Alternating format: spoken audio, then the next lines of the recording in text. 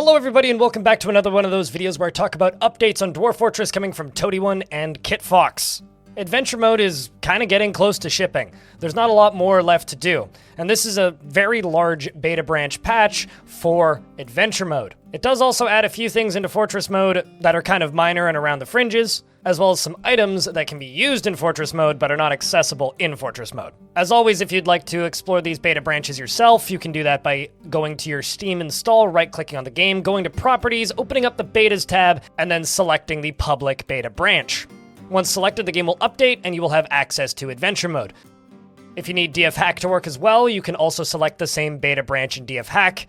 Alternatively, if you do not want to opt into the betas, you'll have to wait just a little bit longer for adventure mode to release on the main branch. Let's dive into KitFox's write-up about the patch itself, which was written on the 27th of November, posted at 5 o'clock in the morning, local me time, Pacific. We have a large adventure mode beta patch today, including the introduction of the Chosen mode, which gives you access to divine quests from the gods. It's designed to give more guidance to players looking for a more traditional RPG experience. It's not complete yet, and this, with the tutorial, are the only things left to work on before we can release adventure mode out of beta. To access the Chosen mode, you will need to build a new world, and it should be set to at least 100 years old. But the god stuff kicks in right after the tutorial, if you have selected Chosen mode. Almost all 100-plus-year-old worlds should support it, but it requires the correct configuration of temples. So occasionally it doesn't work. It'll still do the Chosen stuff immediately when you start, but it's just a quest to go speak to a priest in a nearby temple. And it gives you a compass to the priest, and we need to do more with ensuring that players can make it to the temple. Some helping pop-ups from the god and fixes to being stuck in castles, and unable to travel will be coming as well. We are trying to catch all the cases to make it more friendly. I'll talk a little bit about my experiences with the Chosen mode after I read through the patch notes. Patch notes for Beta 26. A bunch of things were added, including mythical dungeons, mythical materials, and related temple quests, magical items, the initial god quests for Chosen mode, and mythical healing substances in mythical sites. The Chosen and Hero bonus reputation for the purpose of gaining followers, making it much easier to convince people to join you if you are set as a Chosen. Environmental display in the top right, which includes weather, light, and temperature.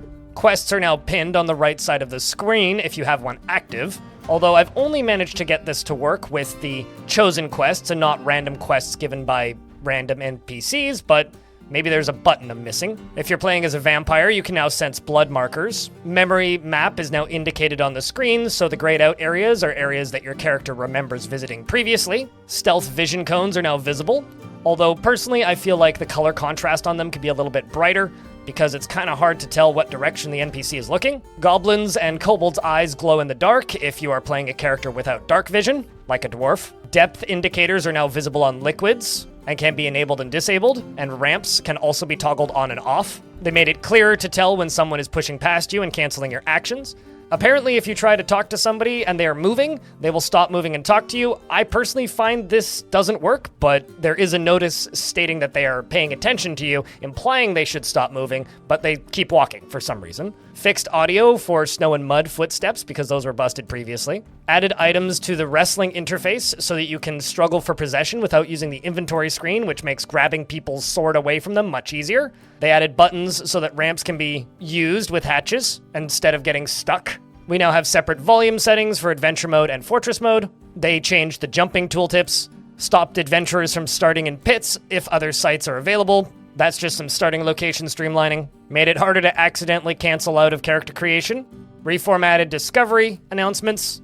And the classic glyphs for ASCII mode got a nice coat of paint as well. Essentially, things operate a little better, look a lot better, and you can now see what you're looking at. There's some other minor changes on this branch as well. Dye and profession coloration is now toggleable in both modes, meaning if you just want to see the color of your dwarves' clothes instead of the color of their profession, you can toggle that on now. They finally fixed that bug with the weird headless negative age children that would show up, which are -1 years old and had no skin, which is exciting, although I will miss that bug as it was hysterical and not game-breaking in any way.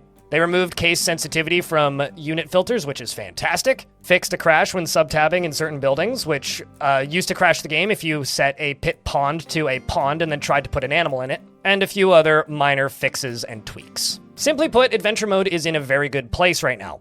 All of the features required to make it playable are now in, and the only things that they have left to finish is new content.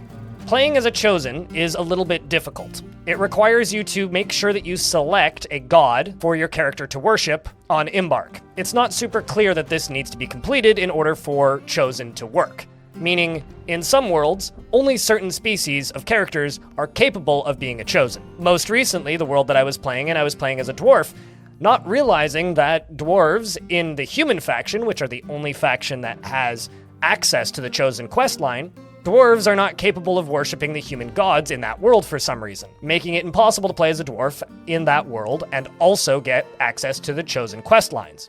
However, once you make it into a world that has accessible Chosen quest lines, your god will immediately speak to you, welcoming you to the world and giving you a quest. This pops up in the top right-hand corner, as stated in the patch notes. These quests are quite trite. It's fetch quests. Go collect an item, deliver it to the priest, and repeat.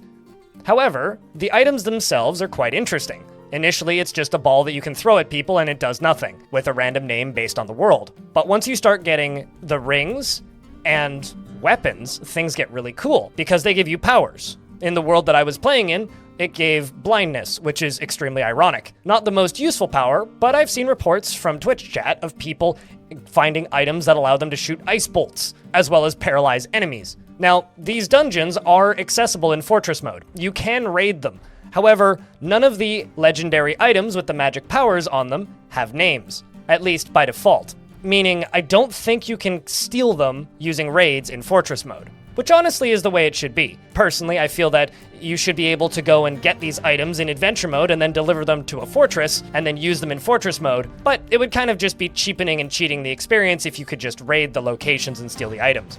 Granted, raiding the locations would, theoretically, lower the population in these locations, making it easier to actually get the items for your adventurer, so there could be some working together there. The reason I'm excited about these quest lines in Adventure Mode is they are a baseline level of features that Adventure Mode has never had before. And right now they're very simplistic. Go get item, deliver item to guy who told you to go get item. But with some updates and some additional content added into these structured quest lines, I could see these getting very interesting very quickly, especially in a world where now tavern keepers work. If you try to buy a drink in a tavern, the tavern keeper will deliver drinks to you, as well as sleeping in bedrooms.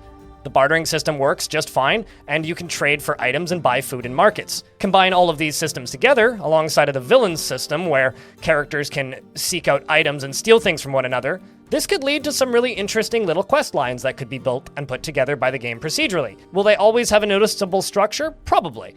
But will they keep Adventure Mode interesting and send you off on weird tangents and side quests and give you direction and things to do? Absolutely. I'm very excited to see where this system goes as future patches come in, and Adventure Mode is shaping up quite nicely. It's fully playable. It has everything that it needs now. You got your quest logs, you've got your direction, you've got everything that it's had in the past, and then some. The only feature that's still missing is building, but that has been notably delayed until after the release of Adventure Mode. My theory as to why they decided to do this, instead of having building at number 1, is the feature list for building is very trite. You can chop down trees, cut those trees into planks, and then make those trees into buildings, using wooden floors, wooden walls, and wooden stairs, etc. to build a small hut. You can then claim it as yours, and then put a carpentry table inside of it and build basic furniture. But that's it. There's no other practical purpose to the system existing. I think that when people see building, they want a bit more life sim elements. So I have a feeling that alongside of completely redoing the UI for it and making it less tedious, as it was in the older versions, I'm expecting the redo of the building system to actually implement some more usable content for the players and not sour people on the shallowness of the building system. I could be completely wrong here, but that's just my assumption as to why they delayed it. I'm very excited for the future of Adventure Mode, and I hope that you all give it a chance once it either hits the main branch or right now in the beta branch. I will note it's a little bit crashy currently and still needs a little bit more polish, so just make sure to save frequently and save often, as there is no autosaves in Adventure Mode currently. Are you excited for Adventure Mode? Are you going to play it? I'm currently working on a video about Adventure Mode from the streams I did over the past week. I'm going to try and get it done as quickly as possible, but it might take me a week or two. Between this and Caves of Cud, I'm going to be very busy for the next couple weeks. Thank you very much for watching this video. If you would like to see more videos like it, well, check out this YouTube channel. And if you'd like to see my face while I play video games on the internet, you can find me over at twitch.tv/BLINDIRL, or, of course, on this YouTube channel, co-streaming, but I don't interact with the YouTube chat as much. Thank you very much for watching, once again, and I'll see you in the next one.